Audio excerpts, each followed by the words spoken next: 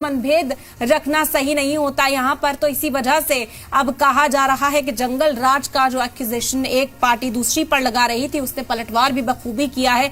और अब इस तरह की वारदात ना हो, किसी भी तरह का तनाजा ना हो, कोई छुटपुट भी ना हो रिजल्ट वाले दिन, इसीलिए सिक्योरिटी इतनी बढ़ा दी गई। बिल्कुल, ट्रांसपेरेंसी भी जरूरी है, क्योंकि जैसे जैसे ये जो रुझान आएंगे और फिर वो नतीजों में तब्दील होंगे तो सवालात भी यहाँ पर खड़े हो जाएंगे।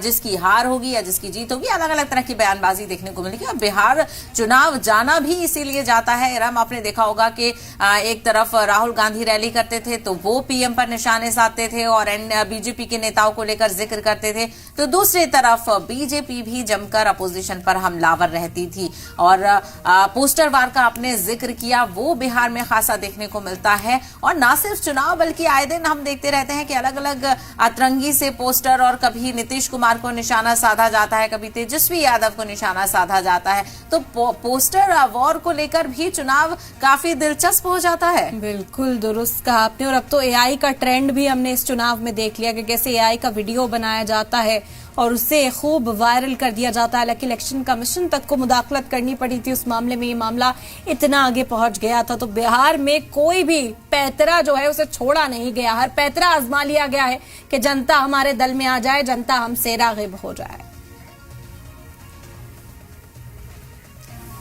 तो आप देख रहे हैं अब जो सुगबुगाहट है वो और ज्यादा तेज हो गई है। बस कुछ ही मिनटों का वक्त यहाँ पर बाकी है और जो ये ऊपर सब जगह पर आपको जीरो नजर आ रहा है वो अब तब्दील होना शुरू हो जाएगा। 243 सीटों पर जिस तरह से रुझान सामने आएंगे, अपडेट आप तक पहुंचाते रहेंगे। और कई ऐसे उम्मीदवार हैं, कई ऐसे लीडर हैं जिनकी किस्मत यहाँ पर दांव पर लगी हुई है, और कई ऐसे लीडर हैं जिनकी वजह से दूसरों पार्टियों को नुकसान का अंदेशा भी लगाया जा रहा है।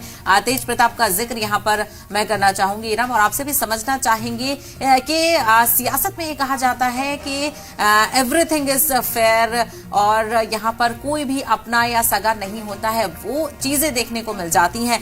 कितना नुकसान भी यहाँ पर इससे हो जाता है, इस बात का अंदाजा भी कहीं ना कहीं लगाना बहुत जरूरी हो जाता है। बिल्कुल बिल्कुल सहबा, जैसे 2 सीटों पर महागठबंधन ने उम्मीदवार उतारे और उसे फ्रेंडली फाइट कह दिया गया। ऐसे ही मुझे लग रहा है कि महुआ सीट पर भी फ्रेंडली फाइट की तरह ही आरजेडी ने देख लिया है, क्योंकि आरजेडी का कैंडिडेट वहां पर है, लेकिन हमने देखा कि कोई भी दिग्गज वहां ताकत जुटाता हुआ आरजेडी उम्मीदवार के लिए खासी नजर नहीं आया, क्योंकि सामने तेज प्रताप यादव थे। वो पहुंचे, दादी की तस्वीर लेकर उन्होंने समा बांधा कि परिवार ने अलग कर दिया है, और इसी के जरिए उन्होंने अपने कैंपेनिंग की शुरुआत की थी। तो कहीं ना कहीं कहा गया कि इमोशनल कार्ड जो है वो तेज प्रताप यादव ने सबके सामने रख दिया है। और उसके बाद से ही बयान भी आने शुरू हुए। रोहिणी आचार्य से पूछा गया, मीसा भारती से पूछा गया, राबड़ी देवी कहती है कि हमारा बेटा है, भले ही अलग हो गया लेकिन दिल से दुआ तो उसी के लिए। तो कहा जाए कि वो सीट भी काफी दिलचस्प रहने वाली है, क्योंकि तेज प्रताप इस बार फैमिली के बिना उतरे हैं मैदान में, लेकिन जो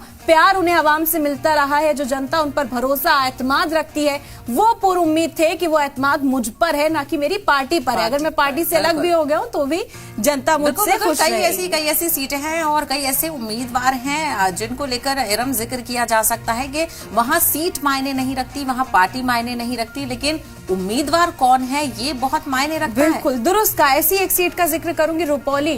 देखिए, हम वहां गए थे, रुपौली मैंने विजिट किया था। बीमा भारती वहां से पहले जेडीयू में थी, अब आरजेडी के टिकट से है जो चुनाव लड़ रही हैं। अभी उपचुनाव उस सीट पर हुआ था, तब हमने देखा था कि कैसे वहां का जो समीकरण साधने की कोशिश की गई कि अभी उनको शिकस्त का सामना करना पड़ा था और एक बार फिर से अब आरजेडी का टिकट लेकर मैदान में उतर आई हैं। उनके सामने जो आजाद उम्मीदवार हैं, कहा जाता है कि वो काफी मजबूत है। शंकर सिंह की अगर बात करें, उन्होंने निर्दलीय चुनाव लड़ते हुए उपचुनाव में जीत हासिल कर ली, एक बार फिर से वो मैदान में है। अभी बहुत ज्यादा वक्त नहीं बीता है, कुछ ही महीनों का वक्त बीता है।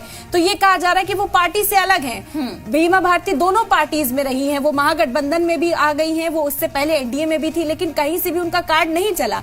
यानी कि लोग चेहरे पर विश्वास